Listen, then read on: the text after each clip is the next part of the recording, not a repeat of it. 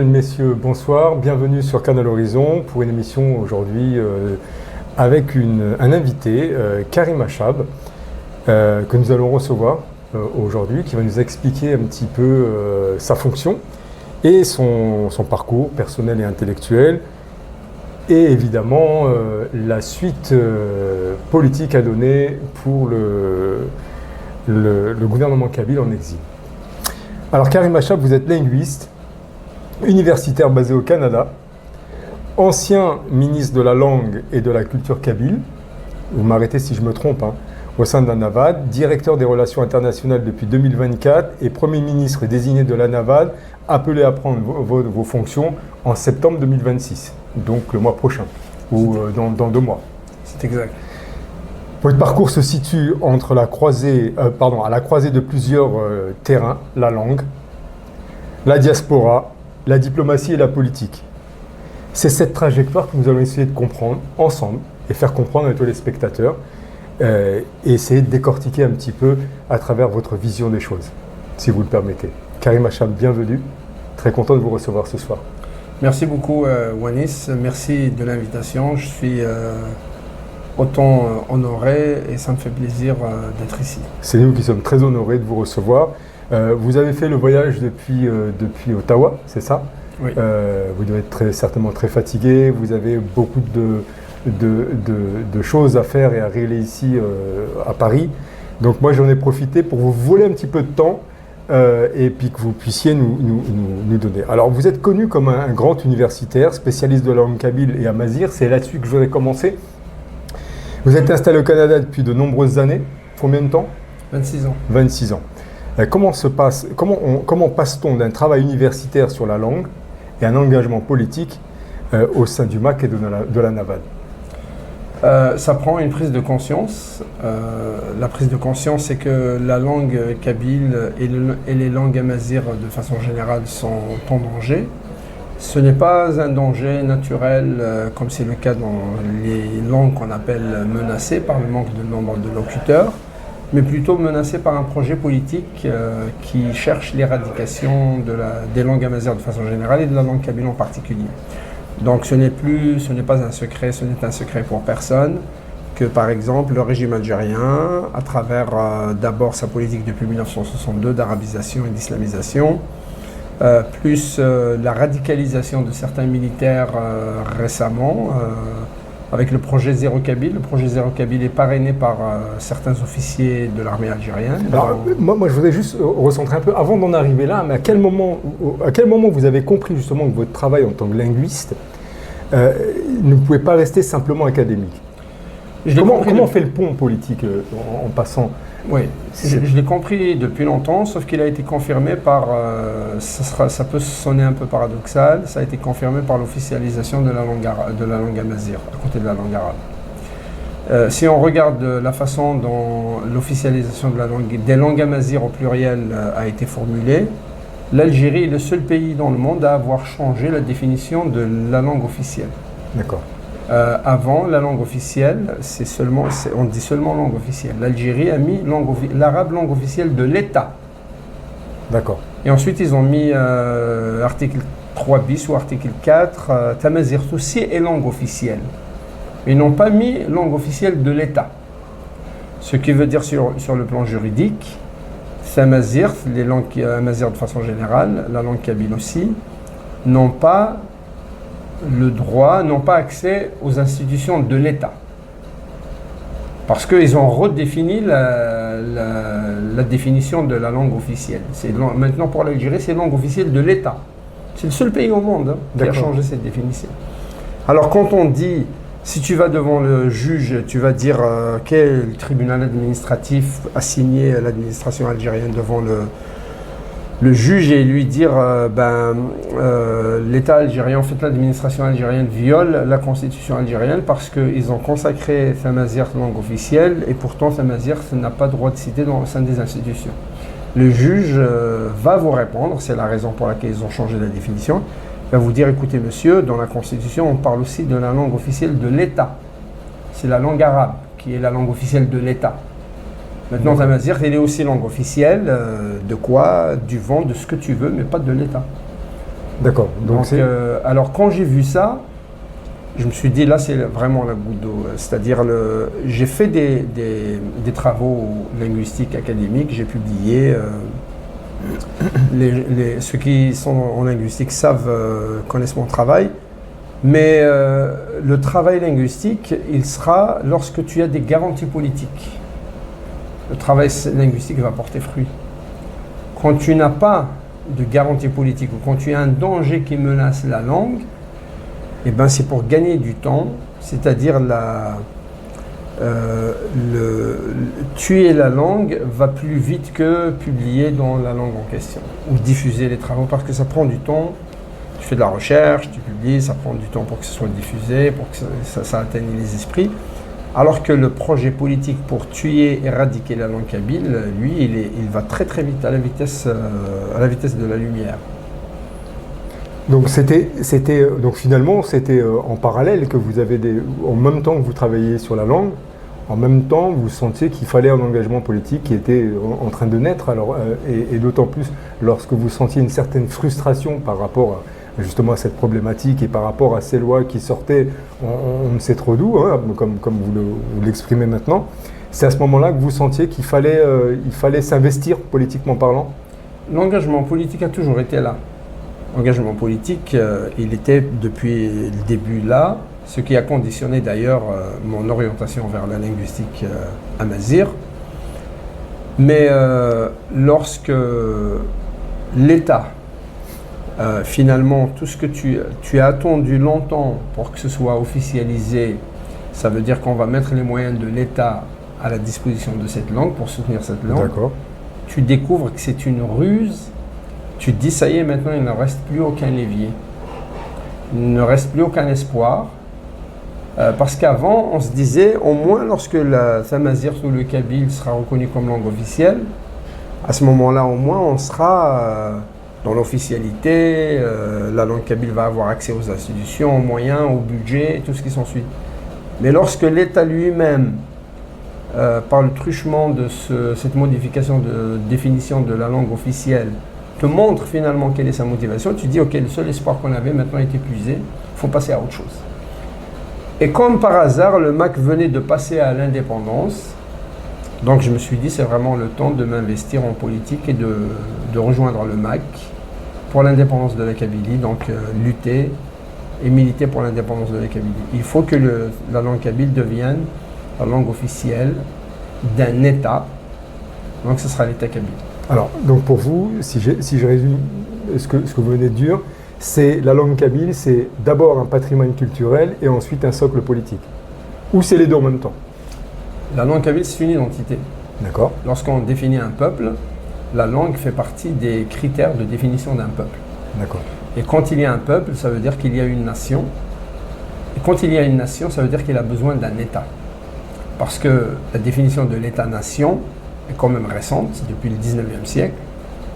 C'est récent, avec certains politologues et philosophes allemands. Donc ça va, tu as la langue, à côté des autres critères qui te permettent d'affirmer que les Kabyles constituent un peuple, il faut une langue. Ensuite, quand tu as un peuple, ça veut dire que tu as une nation. Oui. Et quand tu as une nation, ça veut dire qu'il te faut un État. Donc nous avons tout ça. Alors la langue kabyle, c'est pas seulement un patrimoine, c'est pas seulement un outil politique, c'est surtout un attribut parmi les attributs qui forment un peuple. D'accord. Donc vous avez travaillé au Canada sur l'enseignement justement de tamazight. Est-ce que cette expérience canadienne, et moi je suis curieux de le savoir, vous a donné des outils pour penser justement à la protection des minorités? Alors, tamazight, c'est vrai qu'il y a un chevauchement de plusieurs fonctions. Premièrement, je suis linguiste de formation et en parallèle aux langues amazigh, j'avais fait mon doctorat sur les langues dans les îles britanniques. Ensuite, je suis venu à chercher un cadre théorique pour expliquer un peu ce qui réunit toutes ces langues-là. Donc, tamazight, j'ai étudié plusieurs langues durant mon cursus d'étudiant universitaire. Ensuite, j'ai adopté un cadre théorique qui est la linguistique générale. Pour être plus clair, c'est pas tout le monde qui va comprendre, c'est la linguistique transformationnelle ou générative de Chomsky. Et cette linguistique, il lui faut un corpus. D'accord. Et le corpus, il faut que ça vienne d'une langue naturelle, la langue parlée. Et c'est là que j'ai pris le kabyle comme langue. Donc ça, c'est le volet linguistique. Après, il y a mon vécu, ma sensibilité, mon expérience en tant que militant. C'est-à-dire, je connais la réalité de la langue kabyle. D'accord. Quand tu parles à certains linguistes non kabyles, ils vont te dire « moi je ne fais pas de politique ». Ils ont leur temps, ils ont leur vie, ils vont faire des recherches. Ça ne les préoccupe pas est-ce que le kabyle va survivre en tant que langue ou pas. Ce qui les intéresse, c'est de faire des études, les publier. Après le reste, ça ne les intéresse pas. Donc moi, je suis différent de cela parce que j'ai cette sensibilité. Alors il y a ça aussi. Donc ça c'était le début de l'engagement politique linguistique. Alors quand vous dites votre sensibilité par rapport à ce que vous avez vécu quand vous étiez en Algérie, par exemple, c'est ça? Par exemple, oui. D'accord. C'est-à-dire quand tu arrives à l'école, tu découvres qu'on t'impose une langue qui est venue d'ailleurs, qui n'est parlée par personne, et on t'interdit d'utiliser ta langue maternelle. Donc ça commence déjà là. Après, il faut aller vers des solutions. Ok, tu as fait le constat, tu es convaincu, maintenant il faut aller vers les solutions. Ensuite, il y a l'enseignement. C'est vrai que j'ai enseigné le kabyle, la langue kabyle, à Ottawa, dans un programme officiel donc du gouvernement de l'Ontario de 2001 à 2006. C'était un enseignement destiné aux élèves du secondaire, mais aussi aux adultes. Donc pendant 5 ans, je dirais même 6 ans, des élèves du secondaire à Ottawa, plus des adultes, venaient prendre des cours de transcription, mais aussi de grammaire, de vocabulaire, de littérature, voilà, jusqu'à 2006. Et ensuite, je suis aussi dans la didactique et l'acquisition des langues. Ça, c'est en parallèle au cadre théorique linguistique que j'ai mentionné tout à l'heure, parce que j'enseigne aussi le français langue seconde. D'accord. Et effectivement, enseigner une langue seconde, ça te met sur la voie des approches que les spécialistes ont fait ou ont créé pour mieux enseigner une langue comme deuxième langue, comme troisième langue. Et quand tu associes tout ça, bah, ça donne effectivement une formation complète de quelqu'un qui se soucie à la fois de la théorie, à la fois de l'enseignement et à la fois de la situation politique de la langue en question. Alors, vous dites souvent que la culture et l'autodétermination sont liées. Est-ce que cela signifie à vos yeux que la langue kabyle ne peut pas survivre durablement si on n'est pas dans un contexte politique kabyle? Il faut absolument qu'il y ait tous ces facteurs réunis pour qu'on puisse progresser sur cette langue, c'est ça? Oui, parce qu'il y a un État qui a un projet pour tuer cette langue. L'État algérien, le projet Zéro Kabyle, c'est pas juste une rumeur. Ceux qui l'ont fait l'ont assumé, ils continuent à l'assumer. Parrainé par le général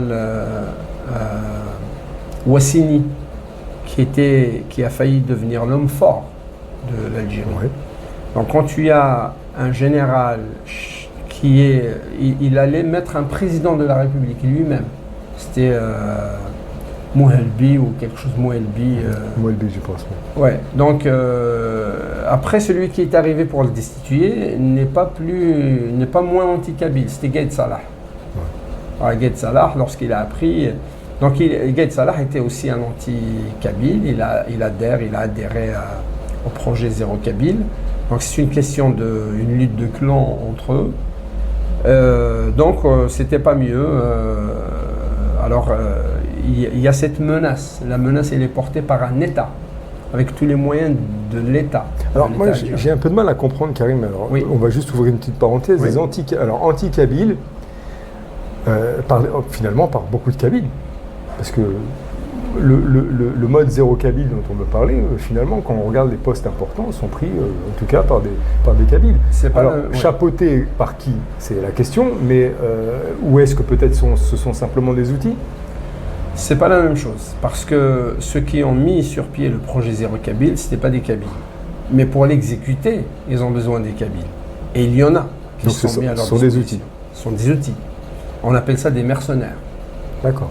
La fonction de mercenaire lorsqu'elle est née dans l'histoire, si on regarde par exemple l'histoire de Massinissa, il était un mercenaire au profit de Carthage. Ensuite au profit de Rome. Il changeait selon les alliances.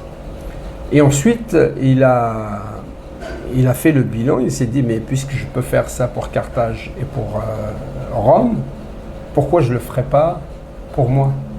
Donc il est devenu un chef d'État, il a mis sur pied l'État numide, c'était le premier.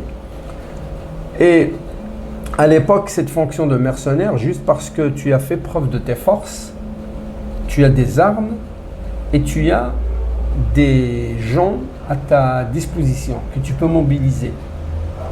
Bon, maintenant la fonction de mercenaire a changé un peu parce que les armes sont fournies par l'État. Et au lieu de fournir juste les armes, on leur fournit une promotion, comme Djbal Mahanna par exemple. Il n'a vraiment aucune formation, aucun bagage, ni stratégique, ni politique, ni intellectuel à faire valoir pour mériter ses promotions. Le seul mérite, c'est l'anticabilisme, c'est-à-dire il a prêté serment et il a démontré à travers les feux de l'Arvan al-Fiyarathin, les feux de Kabylie en 2021, oui. Il a démontré qu'il est capable de faire cette tâche, c'est-à-dire anéantir la Kabylie et les Kabyles. J'ai vraiment un peu de mal, si on prend par exemple l'exemple de ce général qu'on vient de citer, que vous venez de citer, pardon, c'est à la fois très contradictoire et puis c'est paradoxal, parce que lui-même, grande famille, sont des grandes familles qui sont kabyles. Je veux dire, comment on peut être anti-kabyle et avoir... Alors c'est anti-kabyle. Alors si c'est un élément, je peux comprendre, mais une aussi grande famille, c'est-à-dire qu'on est aussi contre sa famille, c'est complexe à comprendre tout ça. C'est sûr que c'est complexe, mais ça reste quand même compréhensible, parce que mercenaire, il faut que tu sois kabyle. Si on veut t'utiliser comme mercenaire contre la Kabylie, il faut que tu sois kabyle. C'est ça la tribu. Sinon ça passe pas, oui, effectivement. Sinon on n'a pas besoin de toi. On ne va pas ramener quelqu'un de, je ne sais pas moi, de Rardaya pour aller parler au kabyle. C'est-à-dire que ce serait trop flagrant peut-être. Oui, ce serait trop flagrant, il n'aura pas l'écoute. D'accord. Par contre, un général kabyle qui va d'abord recruter des petits chefs, à commencer par son village, ces petits chefs vont aller dans les villages voisins. C'est ce qui s'est passé à l'Arvan al-Fiyarathin.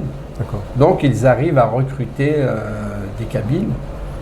Et c'est ça la fonction de mercenaire. La fonction de mercenaire, elle ne crée pas de lien, elle ne se soucie pas du lien avec la famille. Alors, est-ce que ces mercenaires, d'après vous, sont... Alors, ceux qu'on arrive à recruter, est-ce qu'ils sont convaincus? Est-ce qu'on arrive à les convaincre d'une réalité ou d'un projet, que c'est un projet viable et solide, etc. Ou c'est des gens qui ont d'autres objectifs, que ce soit financiers ou je ne sais trop. Ou est-ce que vraiment il y a des gens qui sont convaincus qu'il faut justement...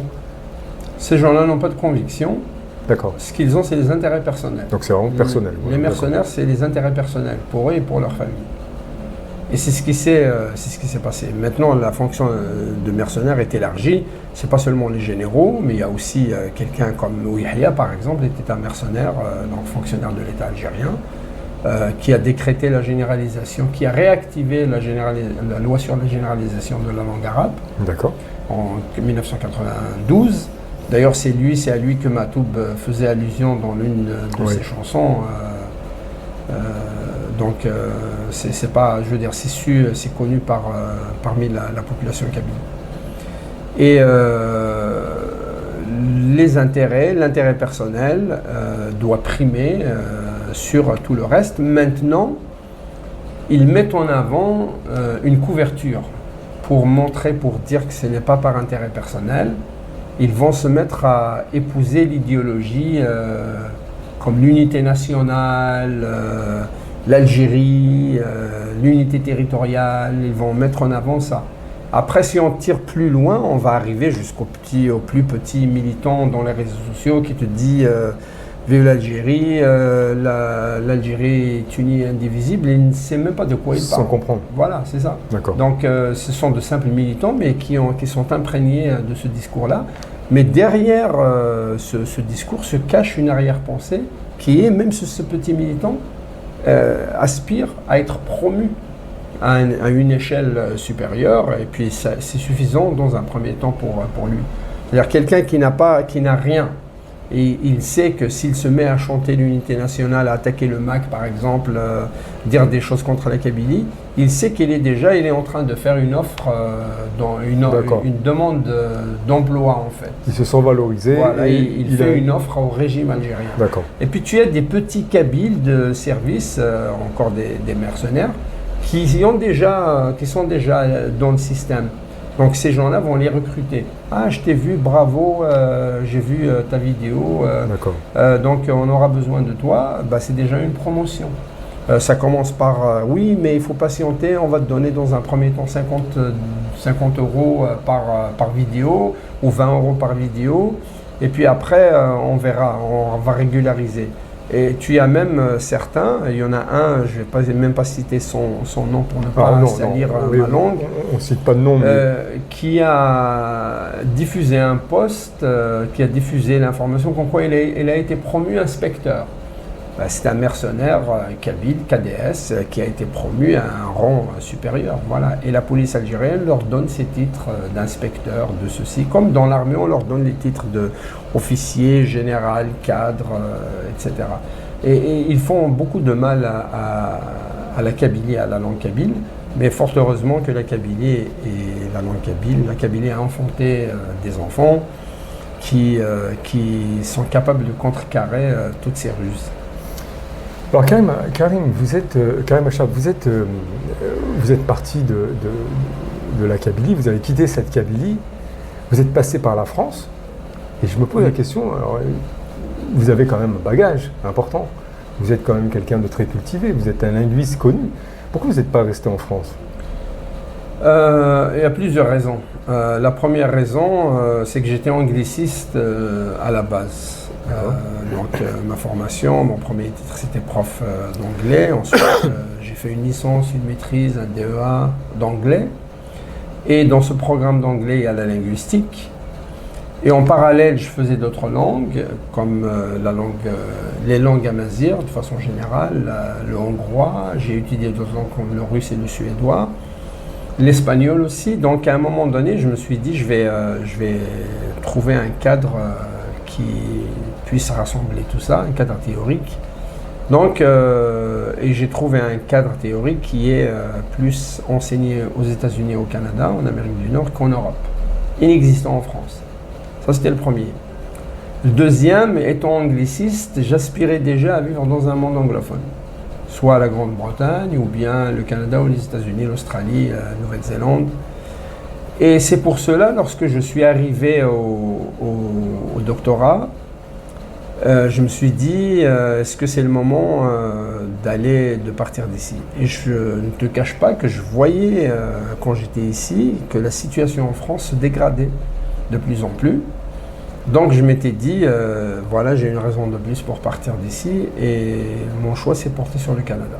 Alors on le disait en off, hein, on peut le dire à nos téléspectateurs, vous étiez quand même précurseur dans votre domaine quelque part, puisque au final, là vous êtes complètement épanoui, vous avez réuni tous les facteurs dont vous aviez besoin pour être un épanouissement culturel, professionnel et social, tout ce qu'il faut pour justement donner quelque chose de très positif. Alors moi je suis curieux, est-ce que par exemple, comme vous travaillez vous au Canada, est-ce que justement cette société canadienne où la langue, le fédéralisme, tout ça, c'est quand même quelque chose qui est très valorisé au Canada, est-ce que ça vous a changé justement votre vision par rapport justement à la question kabyle? Certainement, ça a enrichi la grille d'analyse. C'est vrai, lorsque tu es... La France, ce n'est pas un bel exemple de démocratie linguistique ou de défense des droits linguistiques. Dans la Constitution française, la langue française est la seule langue officielle. Ils n'ont pas mis de l'État, ils n'ont pas besoin parce qu'ils n'ont pas mis d'autres langues officielles comme l'Algérie. Aujourd'hui, tu peux empêcher un Basque de s'exprimer en basque à l'Assemblée nationale et dans un tribunal. Tu peux empêcher, grâce à la Constitution, à cause de la Constitution française, tu peux interdire à un Breton d'utiliser le breton à l'Assemblée nationale. Parce que le français est la seule langue officielle. Donc on voit bien, et puis depuis la Révolution française, ce qu'on appelle le jacobinisme français, ça vient du club des Jacobins, c'était pas des démocrates.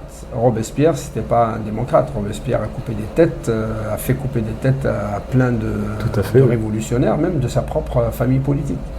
Donc ce sont ces gens-là qui ont mis en avant le statut de la langue française, ce qui fait que même aujourd'hui, en 2026, si tu compares de ce point de vue-là la France à l'Algérie, l'Algérie n'a rien envié à la France. Mais quand tu vas arriver au Canada, tu vas voir les efforts qu'ils ont faits pour protéger la langue française et aussi donner le même statut à la langue française que la langue anglaise. Ça n'a pas toujours été le cas. Mais depuis ce qu'on appelle la Révolution tranquille, le gouvernement fédéral a suivi les demandes des Québécois pour faire de la langue française la langue officielle du Canada. Ce qui fait que oui, il y a aussi la décentralisation, c'est-à-dire les provinces au Canada, c'est comme les États aux États-Unis. Oui. Ils ont leur propre parlement, ils ont leur propre gouvernement. Par exemple, le ministère de la Justice du Québec, ce sont les Québécois qui décident de l'éducation des Québécois. Et le fédéral n'a pas à se mêler de ce que les Québécois vont enseigner. Alors qu'en Algérie, on nous impose à partir d'Alger, pour la Kabylie, on impose l'enseignement de la langue arabe. C'est un peu le même système en France. C'est un peu le même système en France, sauf que... Quelques détails près. Oui, c'est le même système en France. C'est un peu plus compliqué parce que la France, il y avait des chartes pour protéger des écoles, des associations privées pour enseigner le breton. C'est pas ça normalement le rôle de l'État, c'est vraiment d'insérer l'enseignement du breton. Alors qu'en Algérie par exemple, si on prend la Kabylie, l'État algérien interdit, ne permet pas. Même il y a une école qu'on appelle Ahmed Mousniou, qui était destinée à être une école kabyle, initiée par, je crois qu'il s'appelle Amraoui, qui vit aux États-Unis, qui vit en Allemagne. Il a créé cette école avec ses amis, c'est une association. L'État algérien l'a fermée. Ils ont carrément muré les portes.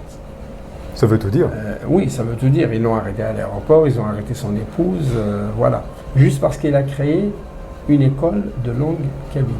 Je vais donner un autre exemple. Il y a une kabyle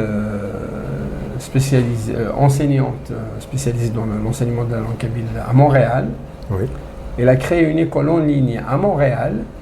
Et l'État algérien a considéré son école comme une organisation terroriste. Ils ont convoqué sa maman, qui est peut-être âgée de 80 ans en plus, alors qu'elle vit au Canada. Son école en ligne était au Canada. Et ils lui ont envoyé une convocation à la gendarmerie en Kabylie alors qu'elle vit au Canada. Pour faire ça, c'est pas un État. Il faut assumer, il faut que l'État algérien assume ses pratiques et reconnaisse ces pratiques. Ce sont des pratiques mafieuses. Voilà, il n'y a que la mafia qui peut t'intimider, qui peut aller à l'encontre de la Constitution, à l'encontre de ses propres lois, et t'intimider, te harceler, et même t'emprisonner, ou même te liquider physiquement. Ça va jusqu'à là. Ça va jusqu'à là. Ce que je viens de mentionner, ce sont des faits avérés. C'est pas des hypothèses. Alors, qu'est-ce que la diaspora kabyle du Canada apporte de différent par rapport à celle de la diaspora kabyle de France, par exemple? Lorsque tu vis dans une société, tu es imprégné, des valeurs de cette société, mais aussi du mode de fonctionnement de cette société, de ses institutions, de son savoir-faire. Et c'est une richesse. Donc les Kabyles du Canada, d'ailleurs ils le font, peuvent apporter cette richesse-là une autre façon de faire, une autre façon de vivre, une autre façon de gérer. Et c'est une richesse si c'est distillé au sein de la communauté kabyle ou si nous créons des institutions kabyles, ben ça va donner élargir la vision, la façon de gérer, la façon de voir. Donc c'est une richesse. Alors, on a cerné un petit peu votre personnalité, hein. On a cerné un petit peu ce que vous faisiez, d'où vous veniez et quelles étaient vos priorités. Et comment vous êtes passé surtout de la langue kabyle à la politique. Alors aujourd'hui, j'aimerais moi avoir votre avis. Est-ce que le Canada, lui, est aujourd'hui un espace potentiel ou est-il un espace stratégique pour le MAC? Tous les espaces en dehors des dictatures sont des espaces stratégiques pour le MAC, c'est certain. Maintenant, le Canada, ce qu'il y a de différent entre le Canada et la France, par exemple, l'immigration est plus récente. Donc, ceux qui y ont émigré au Canada étaient déjà imprégnés des valeurs kabyles, du militantisme, de la conscientisation sur la langue kabyle, leur identité. Donc, ils sont là, on n'a rien à leur apprendre, ils sont déjà venus avec ça. Maintenant, exposés aux institutions canadiennes et à la qualité de vie qu'on mène au Canada, ça les motive pour lutter ou militer en faveur de leur identité, de la langue kabyle, parce qu'ils voient comment ça se passe au Canada.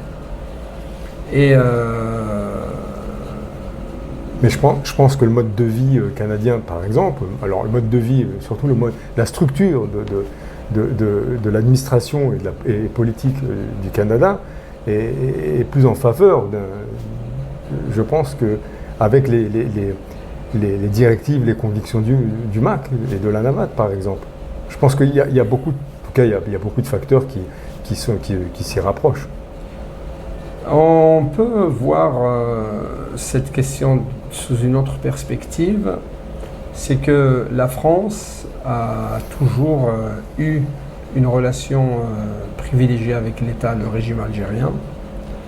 La France a donné naissance à l'Algérie. Ils ne veulent pas l'admettre, l'Algérie ne veut pas l'admettre, mais la France a créé l'Algérie. On sait qu'il y a eu une connivence, une complaisance entre l'État français et l'État algérien. On peut avoir des exemples. En 1978, Saoud Mohamed Arab a été expulsé de France, exilé en Angleterre, un deuxième exil, à la demande d'Alger. On peut citer un autre exemple. En 1986 ou 87, Ali Messili est assassiné devant chez lui, devant son cabinet, boulevard Saint-Michel. Et son assassin, qui s'appelle Amaloul, un kabyle de service, Abdelmalik Amaloul, a été attrapé par la police, emprisonné et expulsé vers l'Algérie la veille de son procès. Et le décret d'expulsion ou l'arrêt d'expulsion a été signé par le ministre de l'Intérieur de l'époque, Charles Pasqua, et le ministre de la Sécurité publique qui s'appelait, ou de la Justice qui s'appelait Papandréou, mais je pense de la Sécurité publique. Ce qui fait que la France a érigé en intérêt national sa relation avec l'Algérie. Parce que dans un État démocratique, la seule raison qui peut justifier un acte antidémocratique, c'est-à-dire un acte d'exception, c'est la raison d'État. Alors lorsque un ministre signe un arrêt d'expulsion d'un assassin pour l'extraire à la justice française, et lorsque les parlementaires lui demandent pourquoi, il leur dit c'est pour protéger les intérêts suprêmes de l'État français. C'est quoi ces intérêts suprêmes de l'État français? C'est les relations avec l'Algérie. Ça, c'est ce qui se passait dans les années 80-90. Maintenant, ça commence à changer un petit peu. Donc, avec le Canada, parce que ta question porte sur le Canada, avec le Canada, il n'y a rien de tel. Il n'y a pas les intérêts suprêmes de l'État canadien qui priment sur la démocratie ou le droit. Ça n'existe pas. Un Canadien ne peut pas expulser un assassin et dire je l'ai expulsé pour préserver les intérêts suprêmes de l'État canadien. Ça n'existe pas, ils ne peuvent pas le faire. Donc nous, ça nous arrange parce que, un deuxième point, c'est qu'au Canada, tu deviens citoyen au bout de 3 ans. Si tu as un bon comportement, un bon statut, une bonne situation, tu deviens automatiquement citoyen au bout de 3 ans. Et le Canada n'extrade pas ses citoyens. Et encore moins vers les dictatures. Donc les Kabyles au Canada sont protégés par ça. Et il y a plein d'autres critères qui peuvent montrer que la qualité de vie ou l'intérêt des Kabyles réside plus au Canada qu'en France. Alors, est-ce que justement les jeunes Kabyles de la diaspora sont encore sensibles à la question nationale kabyle ou est-ce qu'il faut renouveler constamment leur faire comprendre et leur faire passer ce message que finalement il y a une possibilité, il y a des droits qui existent et il y a une possibilité justement de renouveler justement et de motiver encore ces troupes entre guillemets. Mais bien sûr, au Canada, rien que le fait de découvrir comment les institutions gèrent ces questions liées aux minorités, parce qu'il y a aussi les autochtones, qu'on appelait les Amérindiens avant, mais qu'on n'appelle plus Amérindiens maintenant, ce sont les autochtones, les Premières Nations. Rien qu'en voyant les efforts que le Canada a fait pour protéger toutes ces minorités, du point de vue politique, linguistique, droit, tradition et tout ça, ça génère une frustration au sein des Kabyles vis-à-vis du régime algérien. C'est quand même magnifique, extraordinaire de vivre dans un pays où tu te lèves le matin, tu lis les nouvelles dans le journal ou à travers les réseaux sociaux, et ça te renvoie au régime, comment le régime algérien te traite. Donc la nature a bien fait les choses. Pour nous, tout ce qu'on lit sur ce plan-là nous renvoie au régime algérien et ça génère une frustration. Donc tu n'as pas le choix que de dire mais alors là basta. C'est-à-dire on va dire au régime algérien basta. S'il faut aller vers l'indépendance de la Kabylie, on va aller vers l'indépendance. Ça veut dire qu'on est devant le fait accompli. Pas seulement devant le fait accompli, mais parce que c'est très difficile. Les gens lisent moins ce qui se passe sur le plan politique, la répression linguistique qu'exerce le régime algérien sur la Kabylie. Quand ils vont sur les réseaux sociaux, ils vont pour se divertir. Oui. Mais quand tu vois, mais par contre, tu es plus intéressé par la politique locale, ce qui se passe là où tu vis, au Canada par exemple. Et quand tu vois la façon dont le Canada traite ou gère ces questions, ça te rappelle que ce n'est pas le cas chez toi vis-à-vis de ta propre langue maternelle, ta langue d'origine. Ça veut dire qu'ici, par exemple, on n'a pas le même fonctionnement, si je pourrais m'exprimer ainsi, si vous me le permettez, on n'a pas le même fonctionnement et la même pensée, parce que finalement, un Canadien ou quelqu'un de la diaspora canadienne qui est confronté justement à la politique de tous les jours, à une vision claire et nette d'un système canadien existant, donc il baigne dedans, il y trouve son intérêt. Par contre, en France, on n'a peut-être pas la même vision des choses, c'est moins ouvert, c'est moins fermé, c'est plus fermé, pardon, et on a moins ce rapport qu'on pourrait avoir avec les politiques qu'on pourrait avoir au Canada. C'est ça ce que vous voulez? C'est simple. En France, tu ne te lèves pas un matin et lire qu'il y a une loi qui a été votée à l'Assemblée nationale en faveur de la langue bretonne, par exemple. Alors que c'est le cas au Canada. Au Canada, tu te lèves un matin, tu vas trouver une nouvelle loi en faveur des autochtones canadiens, par exemple. Ou bien en faveur de la langue française, gouvernement fédéral. Ou bien lire, parce que la plupart des Kabyles vivent dans la province du Québec, ou lire ce que l'État québécois fait pour la langue française. Son équivalent en Kabylie, c'est ce qu'un gouvernement kabyle pourrait faire pour la langue kabyle. Et non pas ce que le régime algérien peut faire à la langue kabyle. Alors, je voudrais un peu revenir dans le rôle que vous avez dans la NAVAD. On va rentrer un peu plus dans le fond du sujet. Alors, depuis juin 2024, vous êtes directeur des relations internationales auprès de la présidence de la NAVAD. Concrètement, que recouvre cette fonction? Et est-ce qu'elle a été redéfinie dans le nouveau cadre annoncé en janvier 2026 lorsque les mandats diplomatiques ont été remis à plat? Les mandats diplomatiques n'ont pas été remis à plat au sein de la présidence. D'accord. Il y a eu une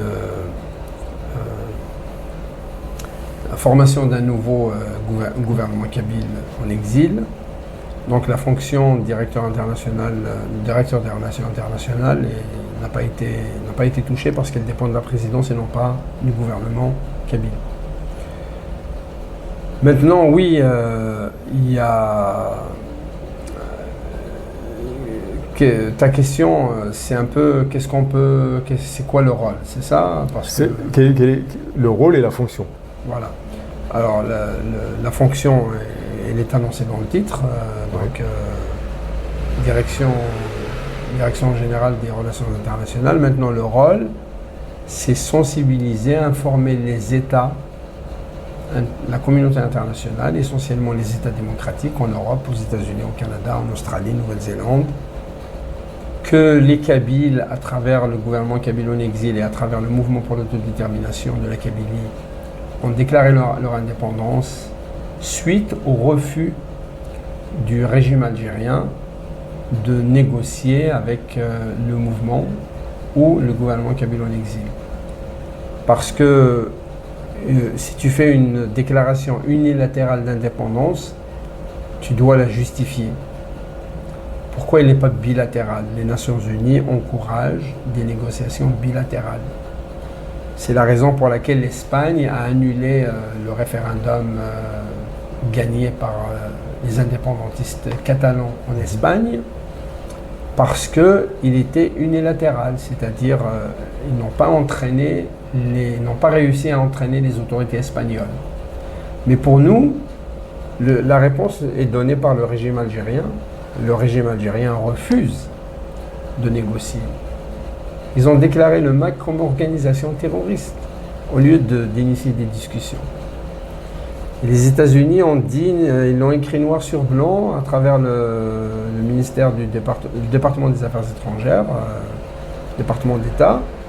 Ils ont écrit noir sur blanc que le MAC n'est pas une organisation terroriste. Alors avec ces deux-là, tu as l'État algérien qui considère que le MAC est une organisation terroriste. Comment est-ce que tu veux initier des négociations? Comment est-ce que tu veux qu'il y ait une déclaration bilatérale? Donc il ne reste plus qu'une seule option, c'est la déclaration unilatérale. Et les Catalans, par exemple, ne peuvent pas justifier leur déclaration unilatérale comme nous, les Kabyles, nous pouvons la justifier. Donc ce qui est un avantage pour nous. Donc, cette déclaration a été faite? Oui. En décembre 2025. Le 14 décembre 2025. 14 décembre 2025. Alors, moi, je suis curieux un peu, Monsieur Achab, de savoir, lorsque alors on vous a vu, hein, vous faisiez un travail de fond, hein, vous faites toujours d'ailleurs un travail de fond, par rapport justement à cette relation internationale, ces relations internationales. Comment vous arrivez à gérer ça lorsqu'on vous dit oui, mais on ne peut pas, il y a certains, vous avez dû rencontrer cette problématique, lorsqu'on vous dit oui, mais très bien, on comprend votre situation, mais on ne peut pas engager de choses avec vous parce que vous êtes considéré justement comme une entité terroriste. Est-ce que ça, vous avez pu sauter par-dessus ces barrières, parce que je suppose que vous avez dû les rencontrer, et quels ont été vos moyens pour le faire? Parce que c'est quand même compliqué d'aller à l'international, d'aller rencontrer des groupes et des partis qui sont quand même influents. Est-ce que vous avez pu avancer et sauter ces points négatifs? Oui, nous avons pu avancer parce que lorsque nous rencontrons cet obstacle, parce que le MAC est considéré comme une organisation terroriste par Alger, on leur montre ce que le département américain a écrit. Le MAC n'est pas une organisation terroriste. Et à ton avis, ils vont croire qui? Le département d'État américain qui se soucie de la sécurité et du terrorisme, ou l'État algérien dont tout le monde connaît les pratiques terroristes? Donc en fait, la solution est à ce niveau-là. Lorsqu'il s'agit des États, les États nous donnent d'autres réponses que je ne vais pas dévoiler ici parce que ça fait partie des stratégies que le MAC met sur pied. On comprend. Mais on a d'autres, disons, défis à relever que le classement par Alger du MAC comme organisation terroriste. D'accord. Alors pourquoi c'est si difficile de concrétiser quelque chose avec les États-Unis, par exemple? Les États-Unis. Pardon, parce que au final, d'un côté, ils reconnaissent, puis d'un autre côté, ils ne font pas d'efforts pour aller plus loin. Alors, c'est paradoxal, mais en même temps, il doit y avoir quelque chose qui doit bloquer. Mais pourquoi? Nous n'avons jamais eu la prétention de décrocher la reconnaissance de la Kabylie indépendante immédiatement après la déclaration de l'indépendance. D'accord. Nous savons que les États démocratiques fonctionnent sur la base de leurs intérêts. Lorsque un président américain est élu, il est élu pour défendre les intérêts américains et non pas les intérêts d'un autre peuple, c'est très clair. Mais nous savons aussi que le temps réunit des conditions qui vont jumeler ces deux-là, c'est-à-dire l'intérêt pour la communauté internationale de l'indépendance de la Kabylie.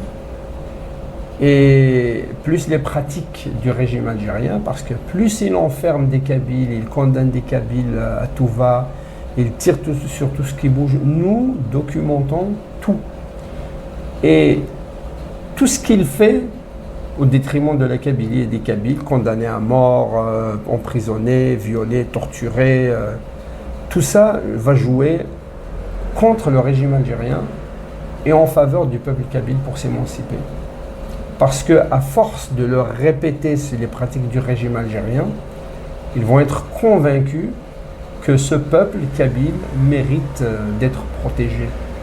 Et comme il a lui-même pris en charge sa propre protection, il a déclaré l'indépendance, il a un territoire, il a une langue, c'est un peuple, eh bien ce sera plus facile pour eux de passer à l'étape suivante. D'accord. Alors, et je parle du Canada, au niveau du Canada, vous avez, il y a une certaine facilité, je veux dire, à pouvoir rencontrer des élus, des sénateurs, des diplomates.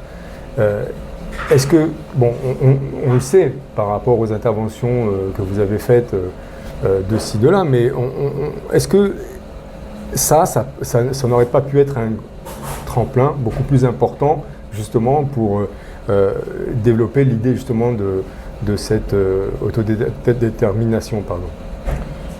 Ben ça en fait partie. Ça en fait partie. Il y a un travail pédagogique auquel nous nous sommes attaqués, c'est-à-dire dans un premier temps, parce que très peu de gens connaissent ce qu'est la Kabylie. On a vu récemment un État qui existe depuis, qui a déclaré son indépendance depuis 1992, c'est le Somaliland. Oui. Qui ont le contrôle territorial, qui ont un gouvernement qui est à proximité, qui n'est pas reconnu par le gouvernement de la Somalie, mais ils ont déclaré leur indépendance et ils ont le contrôle territorial, ils ont une armée, mais ils n'ont pas pour autant arraché la reconnaissance de leur État par la communauté internationale. Le seul État qui les a reconnus officiellement, c'est Israël. C'est Israël, oui.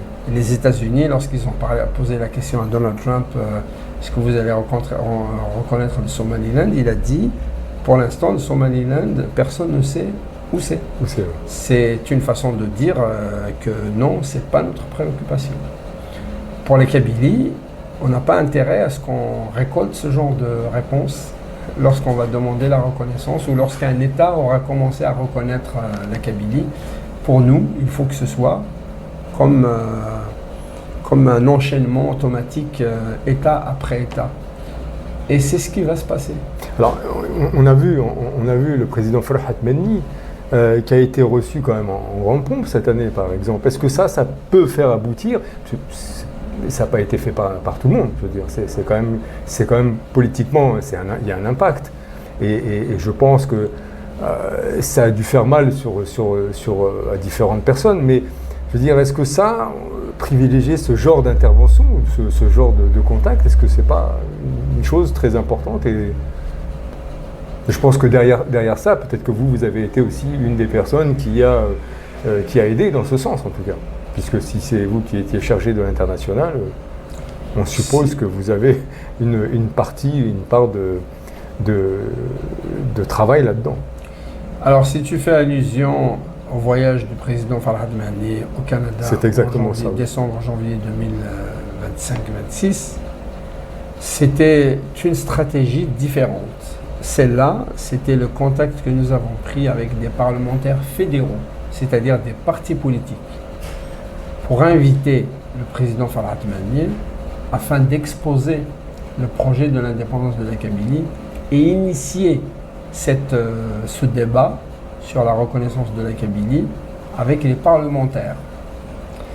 Et c'est l'union des parlementaires à qui on aura expliqué le projet qui vont devenir notre porte-voix au Canada, par exemple. Et le premier parti politique qui a répondu favorablement et qui a accepté d'organiser cette rencontre immédiatement, c'était le Bloc québécois. Pourquoi? Parce que, premièrement, il y a une communauté kabyle au Québec. Ils ont noué des relations avec les parlementaires québécois, les politiques québécois depuis longtemps. Deuxième, c'est que ce Bloc québécois comprend mieux la question kabyle parce qu'ils vivent déjà la question linguistique au Canada, c'est-à-dire le français vis-à-vis de l'anglais. Et en parallèle, nous attendons les réponses des autres partis politiques qui ne sont pas en dehors du Parti québécois, en dehors du Québec, comme le Parti libéral, comme le Parti de l'UNDP, néo-démocrate, comme le Parti conservateur. Donc nous attendons, la réponse qu'on a eue, c'est que pour le moment, ce n'est pas une priorité parce que ces députés-là n'arrivent pas à répondre à toutes les doléances de leurs propres électeurs. Donc ils nous disent, pour passer aux questions internationales, si ce n'est pas dans les médias, la télévision, s'il ne se passe rien, ce n'est pas une priorité. Mais la question est toujours sur la table et puis on attend et on relance à chaque fois, surtout lorsque l'État algérien fait des... Alors je comprends pas bien, éclairez-moi un petit peu. Quand vous dites il ne se passe rien, ça veut dire qu'il faut qu'il y ait quelque chose qui se passe, mais à quel niveau? C'est ça que j'ai pas bien compris. Par exemple, lorsque l'État algérien brûle la Kabylie, ça nous donne la possibilité de leur dire, regardez, il se passe quelque chose, on leur montre les images. D'accord, ok. Des hommes, des femmes, des enfants brûlés, le cheptel brûlé, des maisons complètement calcinées, et ils deviennent sensibles à ça. Lorsqu'il y a des condamnations à mort ou un procès de 300 personnes en 10 jours, dont des condamnés à mort, on utilise ça on dénonce cet acte-là, et là, on a un peu plus d'écoute. Alors malheureusement, c'est comme ça que la politique internationale fonctionne, c'est comme les médias, tu es dans le journalisme, donc tu le sais très bien. S'il y a un État qui bombarde, comme Israël bombarde Gaza, ils vont tous aller là. Et demain, si l'État algérien bombarde la Kabylie, toute la presse internationale va se déplacer pour filmer ce qui se passe en Kabylie. Donc ils interviennent uniquement lorsqu'il y a des faits ou lorsqu'on leur apporte la preuve de faits concrets. Tout à fait. D'ailleurs, c'est très connu dans le journalisme. On dit un journaliste ou un photographe de la presse, lorsqu'il voit quelqu'un qui se suicide, il ne va pas essayer de l'empêcher. Son rôle, c'est de regarder se suicider pour rapporter les... Après ça, c'est différentes déontologies. C'est des clichés, bien sûr, bien sûr, évidemment. C'est un peu ça. C'est un peu ça. C'est-à-dire, on a un peuple qui lutte. On attend qu'on les massacre pour qu'on puisse mobiliser. De toute façon, on a bien compris la métaphore que vous vouliez mettre en avant. D'accord. Alors, vous êtes justement appelé à devenir Premier ministre de la NAVAD à partir de septembre 2026. Est-ce que c'est toujours d'actualité? Mais pourquoi cette transition maintenant? C'est toujours d'actualité. Cette transition maintenant parce que maintenant, personnellement, je suis prêt. Et deuxièmement, il y a eu la déclaration d'indépendance. Donc, il faut qu'on passe à une étape supérieure. Alors, une étape supérieure, c'est-à-dire? Une étape supérieure, ça veut dire restructurer le gouvernement kabyle en exil, adopter de nouvelles approches et commencer le travail de relations internationales mais à ce moment-là, pas seulement par une seule personne, par tout le gouvernement, mais aussi préparer les institutions kabyles et préparer le contrôle territorial de la Kabylie. Alors, est-ce que vous allez rentrer dans une phase plus institutionnelle, par exemple?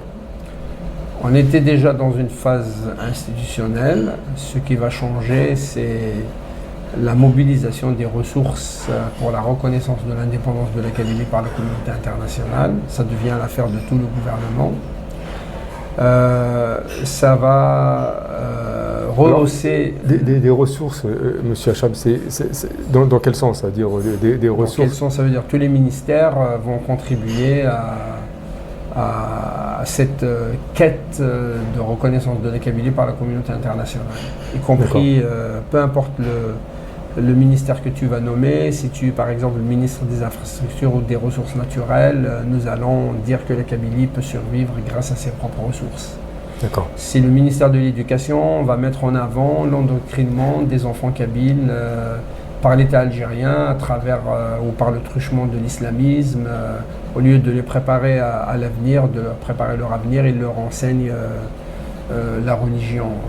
Ils les privent de leur propre langue maternelle. Donc toutes ces ressources-là, tous ces ministères-là vont être mobilisés pour justement convaincre la communauté internationale de l'intérêt de reconnaître l'État kabyle. Alors, quels sont, vous en tant que futur Premier ministre, quelles seront vos 3 principales, par exemple, priorités? La priorité principale, ça reste la reconnaissance de l'État kabyle par la communauté internationale.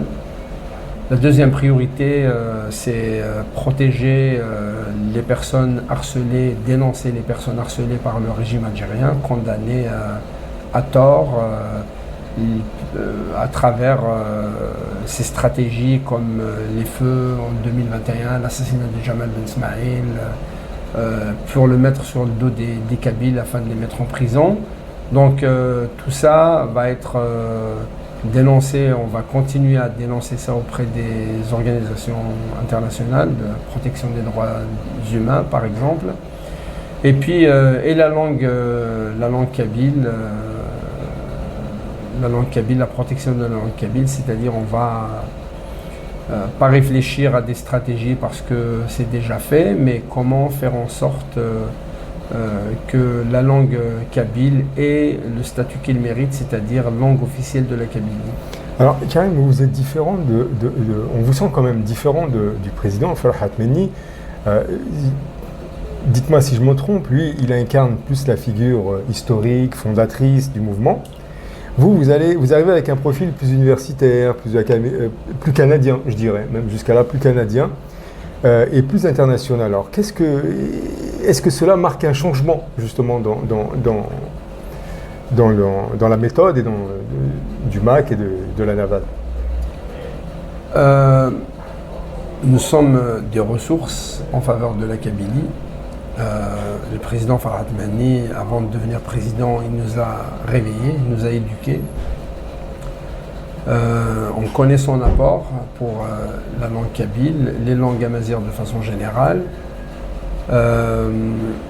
Il a fait en sorte qu'un tabou, ce qui était considéré comme un tabou, juste prononcer le mot indépendance de la Kabylie, il y a 25 ans, on est arrivé à un stade où pratiquement, si ce n'était pas la peur, tous les Kabyles ou la majorité des Kabyles s'exprimeraient ouvertement en faveur de l'indépendance de la Kabylie. Tout ça s'est fait grâce au statut de M. Farhat Meni. Et aussi, peut-être que d'autres auraient pu le faire, mais il manquait le courage et la vision qu'avait M. Farhat Meni. Donc lui, il a son rôle, c'était de ramener la question kabyle à ce stade-là. Maintenant, Farhat Meni, il a aussi les compétences kabyles à sa disposition. Et c'est ce que nous faisons, nous apportons notre vision, notre contribution pour concrétiser ce projet indépendantiste parce que nous en sommes convaincus. D'accord, mais alors, je partage complètement votre point de vue, hein, dans le sens où vous me dites que M. Farhat Menni est la base, le socle, on est d'accord, c'est le socle du mouvement. Mais vous, en tant que Premier ministre, vous êtes, on peut pas dire le contraire, vous apportez quelque chose de nouveau. Aujourd'hui, vous êtes universitaire, canadien, avec une structure là-bas, vous avez beaucoup appris. Ça fait 26 ans que vous êtes là-bas, c'est ça?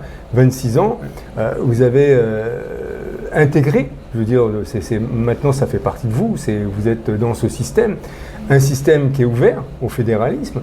Et aujourd'hui, est-ce que vous avez l'intention, justement, ma question c'était ça, est-ce que vous avez l'intention d'apporter cette nouveauté, en fait, dans ce mouvement, pour le rajeunir, le solidifier, peut-être? Tu as mentionné le fédéralisme. Le fédéralisme, ça c'est entre les mains de l'État algérien, hein, c'est-à-dire l'État algérien a montré qu'il est fermé au fédéralisme, à l'autonomie, régionalisme, régionalisation positive, modérée, modulée, tout ce que tu veux. D'accord. Donc il a montré qu'en classant le MAC, qui était pour l'autonomie, il n'était pas encore pour l'autodétermination. Pour l'autodétermination, c'est-à-dire avant de déclarer l'indépendance, et il a manqué cette occasion d'initier des discussions avec le mouvement. Il nous reste une seule issue, c'est d'arracher l'indépendance de la Kabylie. Maintenant, chacun ses compétences, chacun sa vision, chacun ses stratégies, chacun ses outils, chacun son vécu, chacun son expérience. Il est évident que je vais mettre à contribution toute mon expérience, mon vécu, ma vision, mon analyse en faveur de la concrétisation de ce projet-là. Alors, vous avez un double avantage au final, parce que vous connaissez la société française, vous y avez vécu, vous connaissez le système et le fonctionnement, donc vous êtes peut-être à même de corriger certaines erreurs qui auraient pu être causées ici, par le mimétisme ou par autre chose, hein, peu importe. Et en même temps, vous avez l'autre carte anglo-saxon, canadienne, qui vous permet aussi d'avoir peut-être cet oxygène, cette souplesse qui émane de leur trait de caractère. Oui, comme je l'ai mentionné tout à l'heure, c'est une richesse, et lorsqu'on parle de richesse, c'est aussi une richesse cognitive, parce que les idées émanent d'une analyse et des outils qui sont à des dispositions. C'est sûr que le Canada m'a conscientisé sur plusieurs faits, et lorsqu'on parle de cognition, ça veut dire comment le cerveau fonctionne. C'est sûr que plus tu vis dans des pays différents, plus tu t'inspires de ces... Et tu ne vas pas te limiter, c'est peut-être ça ta question, on ne va pas se limiter seulement à la vision française, comment gérer la question linguistique, par exemple, je l'ai mentionné tout à l'heure. La France n'est pas un modèle, alors que le Canada est beaucoup plus pertinent sur cette question-là. Donc, ayant vécu dans les deux pays, oui, je peux faire une comparaison et je peux dire quel modèle convient le mieux, selon ma vision, pour la Kabylie et pour l'État kabyle. Alors, est-ce qu'aujourd'hui le MAC dispose d'une feuille de route pour 2026-2027, où vous avez tout à créer aujourd'hui? C'est une continuité. D'ailleurs, c'est une continuité. Le MAC, essentiellement grâce à la vision de M. Farhat Menni, n'improvise pas. Maintenant, Farhat Menni a réussi à nous communiquer aussi ce courage et aussi cette vision. On dit de lui qu'il est visionnaire. Pourquoi est-ce qu'on dit de lui qu'il est visionnaire? Parce que il ose commencer aujourd'hui quelque chose qui est critiqué par tout le monde. Il a le courage d'avancer tout seul pour concrétiser, réaliser quelque chose qui, dans 10 ans, 20 ans, des Kabyles vont dire « mais il avait raison ». Et le cheminement de Farhat Menni est comme ça depuis le début. Depuis le début de sa carrière politique, depuis les années 70. Il a ce courage. D'abord la conviction. Pour lui, il n'y a aucun intérêt qui prime sur l'identité kabyle, sur la langue kabyle. Et après la conviction, il y a le courage, cette vision, c'est-à-dire proposer quelque chose que tout le monde peut critiquer aujourd'hui, mais il est le seul à voir comment ça sera dans 10 ans, alors qu'il l'entame aujourd'hui, tout le monde le critique. Et il a aussi ce courage de ne pas se taire, parce que tous les tirs, tous les canons sont pointés vers lui, et il ne se tait pas, il avance avec cette idée. Et c'est ça qui a fait que M. Farhad Mahanir nous a aujourd'hui, en 2025-2026, transmis cette conviction que l'indépendance de la Kabylie est le seul salut pour la Kabylie. Alors, on a vu que M. Hanafi, qui est Premier ministre aujourd'hui, est-ce que la passation la transmission de pouvoir se fait facilement? Est-ce que vous êtes à l'aise? Bon, il a fait un travail considérable, comme l'a dit le président lors de sa dernière intervention. M. Hanafi a fait un travail excellent, c'est ce qu'il a dit. Donc, est-ce qu'il y a une facilité entre vous, un dialogue qui se fait pas comme dans certains mouvements où la passation parfois est très difficile? Est-ce qu'aujourd'hui, cette passation de pouvoir se fait tout à fait logiquement, légitimement? Oui, alors vous avez avancé votre jugement qui est juste sur la qualité du travail de Hanafi Farhouh, Premier ministre. Il a fait un excellent travail, il a mené jusqu'au bout ce projet de déclaration de l'indépendance de la Kabylie. On sait que c'était pas facile. On sait que le régime d'Alger a essayé jusqu'à la dernière minute d'annuler ou de faire annuler de la faire interdire par l'État français. Versailles. Avant, l'État français, la justice disent que vous n'avez pas le droit de déclarer l'indépendance de la Kabylie. Ça n'a pas fonctionné. Ouais. Ensuite, faire annuler la salle. C'est-à-dire plus ils voient des portes se fermer, ils se rabattent sur des sabotages. Donc le régime algérien a essayé de saboter cette déclaration d'indépendance. Et on a vu comment cette déclaration d'indépendance a eu lieu grâce à un plan B. Et donc Hanafi, M. Farhouh a accompli sa mission. Il a lui-même exprimé le souhait de passer le flambeau à quelqu'un d'autre. Et après discussion, le consensus s'est porté sur moi.